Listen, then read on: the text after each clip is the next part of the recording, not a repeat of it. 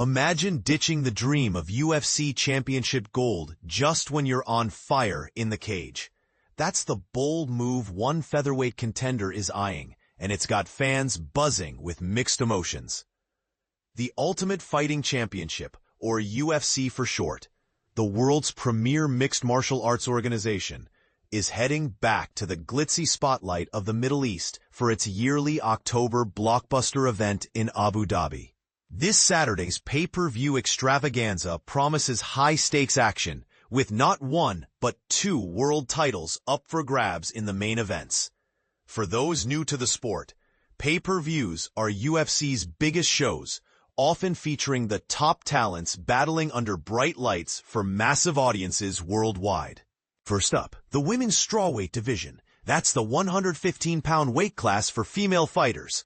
We'll see a new champion emerge from the intense rematch between submission specialist Mackenzie Dern and grappling ace Virna Jandiroba. Dern, known for her Brazilian jiu-jitsu wizardry, is looking to reclaim her spot after a tough stretch. Then, to cap off the night, French heavyweight powerhouse Cyril Gane will step in to challenge the reigning king of the 265-pound division, Tom Aspinall, in what could be a clash of striking finesse versus explosive power. Aspinall, a rising British star, has been dominating with quick finishes, making this matchup a must-watch for heavyweights everywhere. But while the headlines grab the spotlights, the undercard, those preliminary bouts that warm up the crowd before the stars shine, is stacked with talent too. Among them is a streaking featherweight, fighting at 145 pounds, who might not grace the Octagon much longer if his latest plans come to fruition. And this is the part most people miss. Even rising stars have their limits, and one veteran's vision for the future is refreshingly honest. Nathaniel Wood shares his vision for an early, wholesome exit from the fight game before stepping back into UFC 321.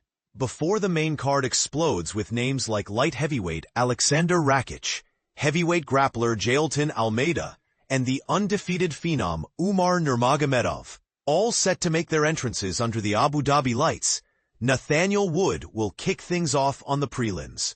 For beginners, prelims are the opening fights that build hype and often deliver just as much excitement as the mains. Since shifting up from the bantamweight class, 135 pounds, to featherweight a few years back, Wood has been nothing short of sensational. He's racked up victories in 5 out of his 6 bouts at this weight, showcasing sharp striking, solid takedown defense, and that relentless British grit. Nicknamed the Last Kingsman, the 32-year-old Londoner has earned widespread respect as one of the featherweight division's top unranked prospects, meaning he's winning big but hasn't cracked the official top 15 yet due to timing and matchmaking. Yet surprisingly, Wood seems less obsessed with climbing to title contention than before. But here's where it gets controversial. In a sport driven by belts and legacies, is prioritizing personal well-being over glory a smart pivot or a missed opportunity? In the lead-up to his upcoming clash with rising prospect Jose Delgado, a test that could propel him further if he wins, Wood opened up candidly during an interview with TalkSport, a popular UK sports broadcaster. He confessed that the UFC belt, once his ultimate target, has taken a back seat. Instead, he's laser-focused on maximizing his earnings while keeping his body and mind in top shape. All to bow out early and avoid the pitfalls that plague many fighters. At first, my big dream was wrapping that championship around my waist, Wood explained simply. But I've simplified things now. It's all about stacking up as much cash as possible and performing at my peak in every fight. The endgame? Retire while I'm still young, healthy, and full of life. He elaborated with a relatable passion. I refuse to be that fighter who strings together loss after loss only to hang up the gloves with a damaged record and a battered body. No way. Picture this. I string together a few more dominant wins. Bam! I'm riding high on a winning streak. And just like that, Nathaniel Wood calls it quits. Thanks for the memories, folks. Wood's philosophy emphasizes going out on top, much like boxing legends who retire undefeated or at their best. I want to exit on a series of triumphs, with my health preserved and plenty of gas left in the tank, he added. Leaving it all in the octagon sounds heroic, but for me, it's smarter to step away before the wear and tear catches up. Think long-term family time, coaching the next generation, or even exploring life outside the fight world. For context, the physical toll of MMA is real. Fighters endure brain-rattling strikes, joint-straining submissions, and grueling training camps that can lead to chronic injuries. Wood's approach subtly challenges the never-quit mantra. Is it selfless wisdom or a controversial cop-out in a blood sport? And this is the part most people miss.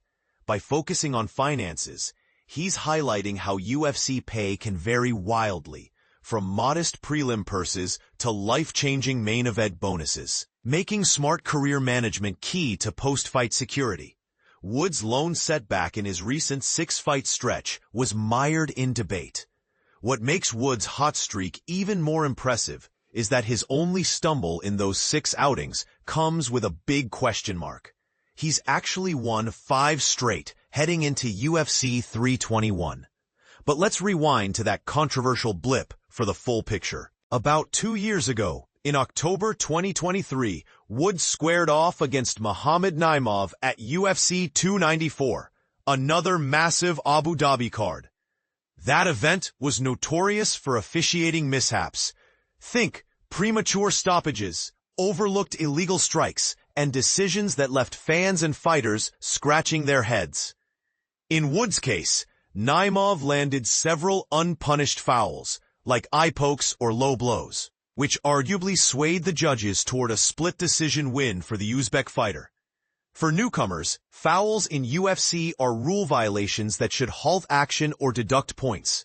But inconsistent refereeing can swing close fights. Since that frustrating night, Wood has rebounded fiercely with back-to-back triumphs, displaying improved cardio and finishing power.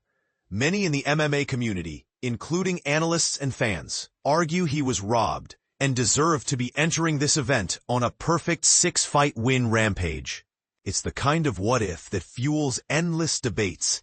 Did that loss hold him back from rankings, or has it only made him hungrier? As UFC 321 unfolds, Wood's story adds a layer of intrigue to the featherweight prelims. Will he notch another win and edge closer to his early retirement dream? Or does this fight reignite his title ambitions? What do you think? Is retiring young and healthy the ultimate win in MMA, or should fighters chase the belt until the end? Drop your takes in the comments below. I'd love to hear if you'd walk away on top or go all in for glory. In other UFC 321 buzz, Cyril Gane's jaw-dropping physique overhaul has social media in a frenzy, with fans joking it might spell trouble for Aspinall. Stay tuned for more on that transformation.